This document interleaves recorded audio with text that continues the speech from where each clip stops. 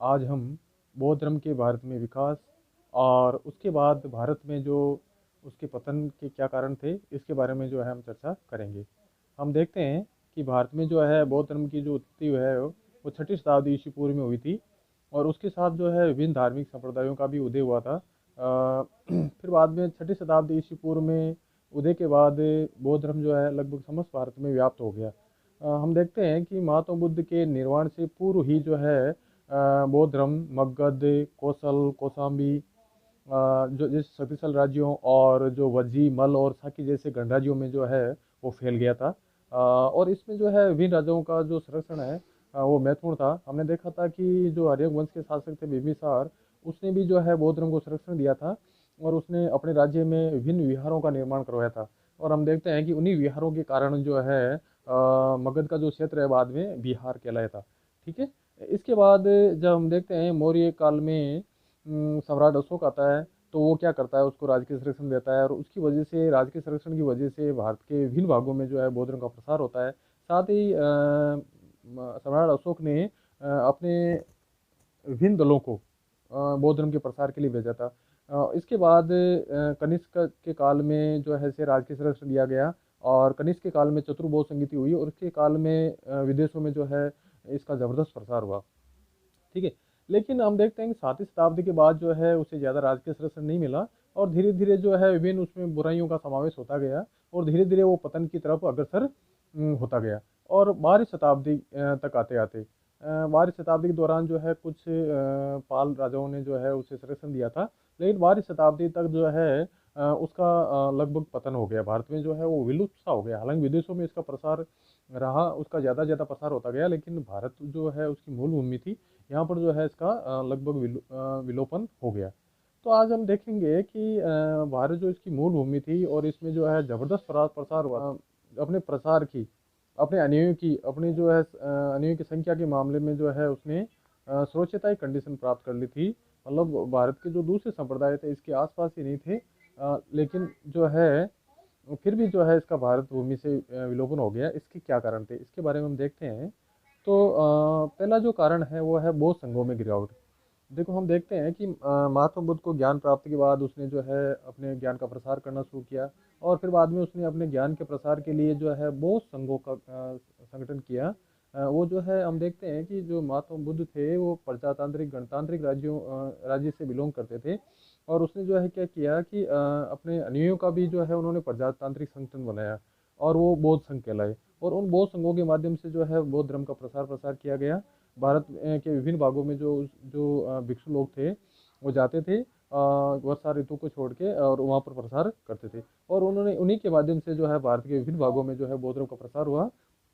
लेकिन बाद में हम देखते हैं कि जैसे जैसे बौद्ध धर्म में का विभाजन होता गया, विभिन्न संप्रदायों का उदय होता गया, उसमें तंत्र यानों वगैरह का उदय होता गया और बाद में बौद्ध विहारों को जो विभिन्न राज्यों को द्वारा जो दान वगैरह दिया गया, उससे क्या हुआ कि उनमें भिक्षु लोगों में भोगविलास और वैभव का जीवन जीने की जो है लालसा पैदा होती गई। और इससे क्या हो गया कि जो अध्यात्मवाद, जो पवित्र अध्यात्मवाद था बौद्ध धर्म का, वो विषाक्त होता गया और जो है बहुत संघों में भ्रष्टाचार व्याप्त हो गया। इसके अलावा जो है स्त्रियों के प्रवेश की वजह से जो है बाद में जो बौद्ध धर्म का नैतिक बौद्ध संघों में नैतिक पतन हो गया। तो इस प्रकार ये एक मुख्य कारण था बौद्ध धर्म के पतन का।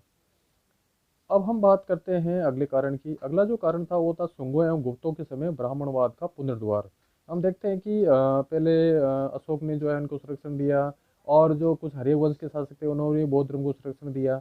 लेकिन बाद में जो सम्राट अशोक के अनुयायी थे उन्होंने जो है बौद्ध धर्म को संरक्षण नहीं दिया। और बाद में जब शुंगों का शासन आता है, वो शुंग जो पुष्यमित्र शुंग ने जो है शुंग वंश की स्थापना की थी, उसने अंतिम जो शासक था मौर्य शासक वृद्धरथ, उसकी हत्या करके शुंग वंश की स्थापना की थी। और उन्होंने जो है ब्राह्मण धर्म के पुनरुद्धार में सहयोग दिया। उसने जो है विभिन्न यज्ञ वगैरह करवाए, हाँ, संस्कृत भाषा को जो है प्रोत्साहन दिया। तो इस प्रकार जो है आपके उनके काल में जो है ब्राह्मण धर्म का पुनरुद्धार हुआ और बौद्ध धर्म का थोड़ा पतन हुआ। उसके बाद में हम देखते हैं गुप्तों काल में जो है ब्राह्मण धर्म का बहुत प्रोत्साहन मिलता है। उन्होंने जो है ब्राह्मण धर्म को अपना राज्य धर्म घोषित किया। तो इस प्रकार शुंगों और गुप्तों की वजह से जो है ब्राह्मणवाद का पुनरुद्धार हुआ और बौद्ध धर्म के जो है आकर्षण में कमी आई। इसके अलावा जो है इस काल में जो कुछ जो ब्राह्मणवादी विचारधारा के लोग थे, उन्होंने जो है इसको सरल बनाने का प्रयास किया, इसको सरल बनाने का प्रयास किया। ठीक है। अब हम बात करते हैं अगले रीजन की। अगला जो रीजन था वो था बौद्ध धर्म में विभाजन। देखो, बौद्ध धर्म शुरुआत में महात्मा बुद्ध द्वारा जो उपदेश दिए गए थे, उन उपदेशों की वजह से, उनकी सरलता की वजह से जो है बौद्ध धर्म का अच्छा प्रसार प्रसार हुआ, लेकिन बाद में जाके बौद्ध धर्म का विभाजन हो गया। शुरुआत में हम देखते हैं कि इसका जो विभाजन होता है महासांघिक और थेरवाद के रूप में, लेकिन बाद में और भी इसमें विभिन्न 18 संप्रदायों का उदय हो जाता है।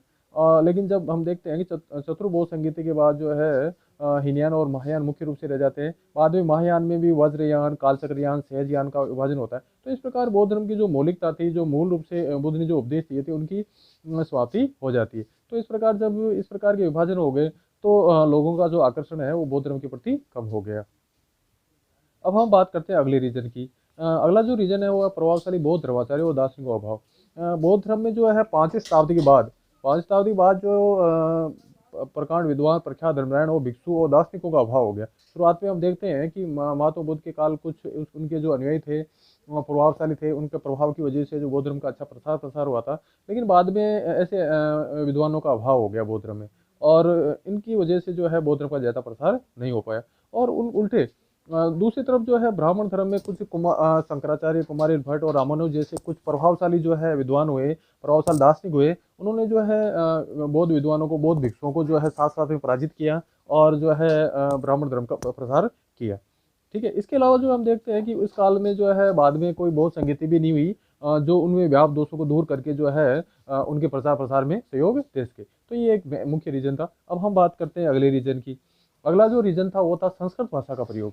देखो, हमने देखा था कि महात्मा बुद्ध ने जो अपने उपदेश दिए थे शुरुआत में पाली भाषा में दिए थे। ठीक है। पाली भाषा को जो है जन सामान्य की भाषा थी और उसको जो है आम लोग आसानी से समझ सकते थे। ठीक है। लेकिन बाद में क्या होता है कि जो जैसे जैसे बौद्ध धर्म का विकास होता जाता है, वैसे वैसे जो है आपके जो बौद्ध भिक्षु है जो है अपने प्रसार के लिए, अपने उपदेशों प्रसार के लिए और अपने सिद्धांतों के प्रसार के लिए जो क्या करते हैं, संस्कृत भाषा का प्रयोग करते हैं। किसका प्रयोग करते हैं? संस्कृत भाषा। और वो संस्कृत भाषा जो जन सामान्य की समझ में नहीं आती थी। तो इस प्रकार धीरे धीरे जो है बौद्ध धर्म के प्रति लोगों का जो रुझान है वो कम होता गया। अब हम बात करते हैं अगले रीजन की, वो है मूर्ति पूजा का विकास। वो क्या है? मूर्ति पूजा का विकास। देखो, शुरुआत में हम देखते हैं कि बौद्ध धर्म में जो है आपके उसमें हम देखते हैं शुरुआत में कि बौद्ध धर्म जो अनिश्वरवादी था, ईश्वर के अस्तित्व को विश्वास नहीं करता था।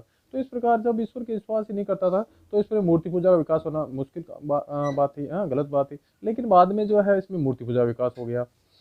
जो है बुद्ध की मूर्तियाँ बनाई जाने लगी, बोधिसत्वों की मूर्ति बनाई जाने लगी और उनकी पूजा की जाने लगी, उनके लिए मंदिरों का निर्माण किया जाने लगा। तो इस प्रकार जिन तत्वों के खिलाफ जो है बौद्ध धर्म का विकास हुआ था, वही तत्व जो है वापस बौद्ध धर्म में सम्मिलित हो गए। तो इस प्रकार ये एक रीजन था बौद्ध धर्म के पतन का।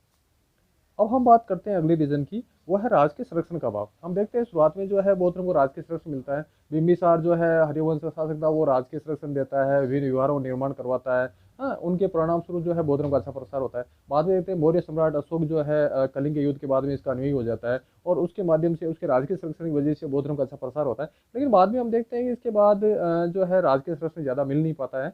बाद में जाए कनिष्क, हर्षवर्धन वगैरह जो है राज के संरक्षण देते हैं, लेकिन हर्षवर्धन के बाद जो है ऐसा कोई केंद्रीय सत्ता के द्वारा उसके राज के संरक्षण नहीं दिया जाता है। और राज के संरक्षण के अभाव में जो है इसका जो है पतन जो होना शुरू हो जाता है। बाद में जो राज के संरक्षण है वो ब्राह्मण धर्म को मिलना शुरू हो जाता है। अब हम बात करते हैं अगले रीजन की, वो है राजपूतों का उदय। देखो, 7वीं 8वीं शताब्दी में जो है राजपूतों का उदय होता है। और राजपूत जो है एक क्षत्रिय जाति है और वो जो है उसमें वो जो है अहिंसा के सिद्धांत को नहीं मानती है, वो युद्ध प्रिय जाति है। और उन्हें एक ऐसा धर्म चाहिए था जो उनके हिंसक प्रवृत्ति को, उनकी जो युद्ध वीरता को जो है सही साबित कर सके, और वो ब्राह्मण धर्म था। ठीक है। बौद्ध धर्म में जो है हिंसा के लिए कोई स्थान नहीं था। तो इस प्रकार उन्होंने बौद्ध धर्म की तरफ ध्यान नहीं दिया और उन्होंने जो है ब्राह्मण धर्म को प्रोत्साहन दिया। तो इस प्रकार एक बौद्ध भिक्षुओं के मन में डर बैठ गया कि भाई जो है राजपूत उदय हो गया तो उत्तरी भारत में वो जो है उनके राज्य में जो है प्रताड़ित किए जाएंगे। तो धीरे धीरे वो क्या किया कि उन्होंने जो है अलग अलग विदेशों की तरफ जो है अपना पलायन शुरू कर दिया। ठीक है। तो जो पड़ोसी राज्य थे उनकी तरफ चले गए। ठीक है। तो इस प्रकार ये भी एक रीजन था। अगला जो रीजन है उसकी बात करते हैं। अगला जो रीजन था वो था मुस्लिम आक्रमण। देखो, उसी काल में जो है 7वीं शताब्दी में, 8वीं शताब्दी में जो है मुस्लिम आक्रमण की शुरुआत हो गई थी। ठीक है। और बाद में जो है निरंतर रूप से मुस्लिम आक्रमण होते गए। और जो बौद्ध धर्म के जो विहार थे, जो उनके विश्वविद्यालय थे, वो धन संपन्न थे, है ना। भिन्न राजाओं द्वारा उन्हें जो है धन संपदा दी गई थी, भिन्न उनके अनुयायी थे उनको द्वारा जो है धन संपदा दी गई थी। तो इस प्रकार वहाँ पर वो धन संपदा इकट्ठी हो गई थी। और जो मुस्लिम आक्रमणकारी थे उनका उद्देश्य था धन संपदा को लूटना। ठीक है, तो वो आते थे और मुस्लिम जो आपके बौद्ध विहार थे, विश्वविद्यालय थे, उनके ऊपर अटैक करते थे और उन्हें लूटते थे। ठीक है, उनको जला देते थे। हम देखते हैं कि जो बख्तियार खिलजी था, उसने जो है नालंदा विश्वविद्यालय को जला दिया था। हाँ, ठीक है, और उसको जो है एक दुर्ग समझ के जो है जला दिया था। तो इस प्रकार ये जो मुस्लिम आक्रमण था, ये बहुत बड़ा कारण था बौद्ध भारत में बौद्ध धर्म के पतन का। तो इस प्रकार ये कुछ रीजन थे जिसकी वजह से जो है भारत जो बौद्ध धर्म की मूल भूमि थी, उसके जो है उसका पतन हो जाता है और उसका विदेशों में प्रसार होता है। तो आज के वीडियो में जो है हमने भारत में जो है बौद्ध धर्म के विकास और उसके पतन के कारणों के बारे में अध्ययन किया। धन्यवाद।